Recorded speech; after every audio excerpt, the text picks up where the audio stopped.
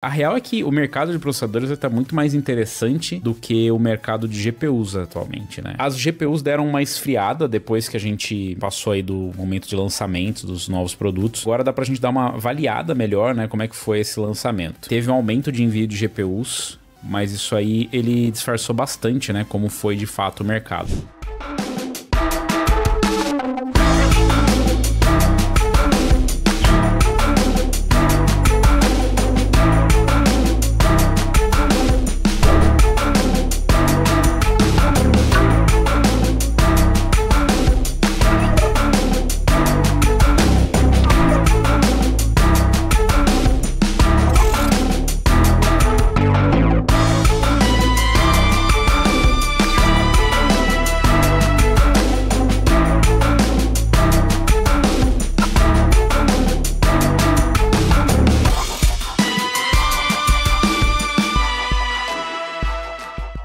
A gente vê um cenário bem interessante, né? Porque, de um lado, a NVIDIA aumentou muito o envio de GPUs. Mais de 90% do mercado, na verdade. A AMD teve uma queda, assim, vertiginosa na quantidade de GPUs enviadas. E isso foi apresentado nos números de analistas, né? Não tô nem chutando aqui. São analistas que fazem esses estudos há muitos anos. Tipo assim, é uma surra tão grande, mas tão grande, mas tão grande, que chega a ser engraçado ver as pessoas tentando justificar que não, mas a AMD só está perdendo porque as GPUs que são realmente poderosas para inteligência artificial, que fazem sentido ser compradas em volume, são as 5090, quiçá a 5080, que faz sentido ser comprado em volume. Não quer dizer, obviamente, que você não pode utilizar todas as outras para inteligência artificial, mas a gente viu realmente uma corrida para comprar essas RTX 5090. Na China existe uma questão realmente específica para inteligência artificial com 5090. 5090 é proibida de ser vendida lá por restrições do governo americano e tudo mais. Mas tem a 5090D e agora saiu a 5090DD. Ou seja, não é como se faltassem chips para mandar para esse mercado e como se não faltassem chips específicos. Essa quantidade absurda, né? 90% do mercado da NVIDIA também tem a ver com capacidade de produção. Aliás, eu diria que está mais voltada com capacidade de produção do que qualquer outra coisa. A realidade é uma só. Mas para quem quer ir um pouco mais a fundo, né? Para não ficar esse negócio raso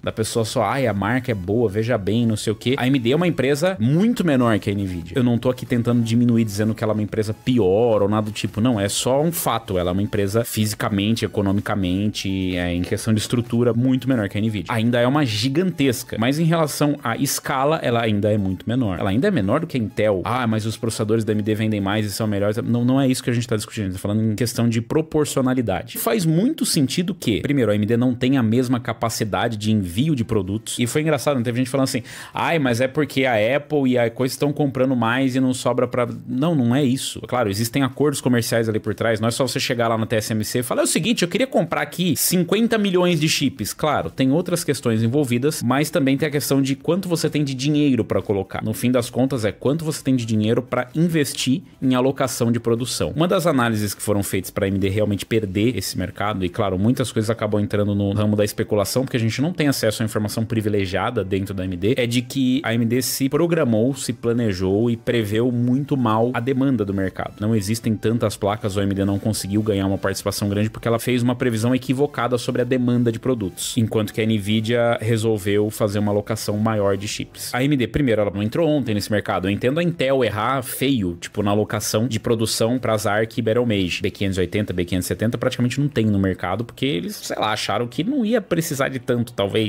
ou não quiseram meter tanta grana, não sei qual foi a pegada lá dentro, ninguém provavelmente vai me contar. Já a AMD tá há muitos anos no mercado. E existe também a possibilidade da AMD simplesmente não possuir capacidade financeira ou estratégica para alocar a produção na TSMC. Porque uma coisa é o seguinte, galera, entenda. A TSMC, ela obviamente pode priorizar alguns parceiros maiores, mas no fim do dia, em tese, ela deveria ser somente uma empresa que vende produtos. A gente faz sempre uma alusão à padaria, né? Como se chips fossem pãezinhos quentinhos, né? Ela vende pão para quem compra, basicamente. Claro, é melhor você ter um cliente que compra sempre muito e dar uma preferência para ele, mas no fim do dia você precisa vender pão. A AMD não comprou provavelmente porque ela não quis investir na produção desses chips o valor suficiente, porque ela não previu que existiria uma demanda suficiente no mercado. E aí a gente olha nos comparativos da Steam. Veja bem, essas placas que a NVIDIA mandou, elas foram para inteligência artificial, elas não foram para os jogadores. Mas acontece que a gente já consegue ver a RTX 50 na lista de hardwares mais usados comprados por jogadores na Steam, enquanto que da AMD nem aparece direito, vocês entendem? Todo mundo falou, a RX 9070 XT vendeu muito, e eu acredito que vendeu muito mesmo, e a gente tem relato de lojistas dizendo que vendeu absurdo, porque eles tinham muito mais estoque do que a Nvidia nas primeiras semanas. Fazendo uma avaliação por enquanto, claro, nós tivemos o lançamento da 9060 XT, que foi um lançamento muito positivo, aliás, como eu falei, eu já fiz análise, se vocês quiserem dar uma olhada, conferem no canal. Só que, mais uma vez, 9070 XT não seria a placa para AMD dominar o mercado, porque é uma placa de, sei lá, $600. Isso num bom dia, normalmente ela era vendida a $700, ou no Brasil mais de R$6.000. Agora caiu, mas ainda assim é uma placa com valor muito elevado e ela nem é a placa de vídeo mais top que existe para se comprar nessa geração. Então, acima da 9070 XT ainda tem a 5080.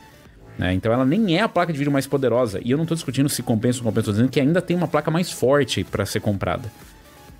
Mas o 9070 XT não é para Full HD. Realmente não é para Full HD, o que só piora. Quad HD não é a resolução mais popular do mundo. É óbvio, ela vem aumentando bastante, mas principalmente no Brasil ela não é. A gente chega na 9060 XT, que de novo, também não é uma placa exatamente barata. A gente tá falando de mais de R$3.000. Então não vai resolver o problema da minha de participação no mercado. Segundo, que ela também é uma placa para Quad HD. Pensando no ponto de vista de quem tem condições de comprar, eu recomendo a 9060 XT e a 5060 Ti, porque eu sei que essas placas para Quad HD na próxima geração, na próxima rodada, vão virar placas para Full HD.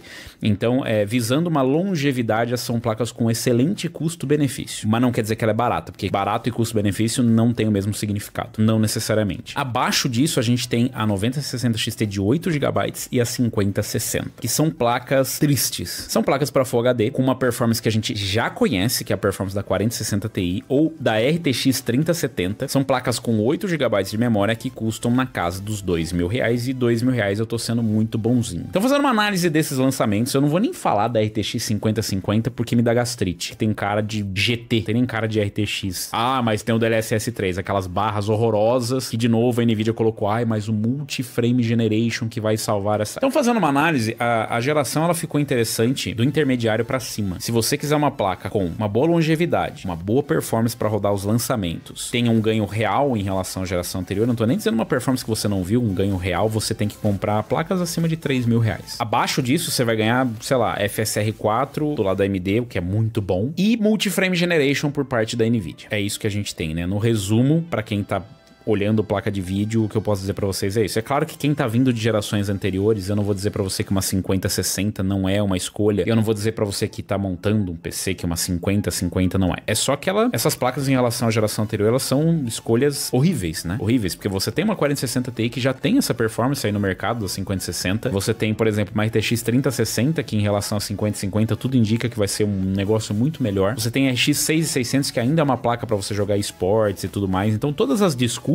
em relação às placas da nova geração, elas vão caindo uma atrás da outra, a não ser que você esteja falando de uma 9060 XT de 16 GB, de uma RTX 5070, de uma 5070 Ti. Só que a gente tá falando de placas de muitos milhares de reais, o que definitivamente não é a realidade da maioria das pessoas. O que dá pra avaliar é isso. Foi uma geração extremamente deprimente pra quem não tem um monte de dinheiro pra jogar na tela e comprar placas de vídeo caras. A gente vê que a Nvidia já entendeu que não importa muito a nossa opinião, porque eles vão simplesmente continuar fazendo esses produtos, enfiando goela abaixo, e as pessoas vão comprar, até porque a concorrência não tá fazendo muito diferente, Claro, a gente tem, por exemplo, a 9060 XT pela diferença de preço, é bem interessante, mas deveria custar ainda menos, porque a chance que a AMD teve foi de colocar os produtos no preço certo. A AMD não colocou os produtos no preço certo. Tô falando isso desde o começo da geração. A 9070 XT tá barata, não está barata. A 9070 XT também deveria custar menos do que custa. Ela custar relativamente menos do que uma RTX 5070 Ti não significa que ela está no preço correto. Ambas as fabricantes aproveitaram essa deixa para simplesmente jogar os preços lá para cima. Então cada vez a gente recebe menos de uma geração para outra de salto, cada vez a gente paga mais. Obviamente os custos de produção aumentam, isso é um fator determinante, claro, mas proporcionalmente você pode ter certeza de que a gente está cada vez pagando mais para cada vez receber menos. Então se você quer ter mais benefício, você vai ter que pagar mais. A Intel sofrendo com processadores para desktop não é como se ela, empresa, estivesse sofrendo. A Intel está sofrendo por outros problemas que não são relacionados. Então não cria essa ilusão de que a Intel está na pior porque os processadores para desktop são ruins. Não é esse o problema da Intel. Aliás, é um problema, mas não é o problema. tá? Aliás, não é nenhum dos grandes problemas.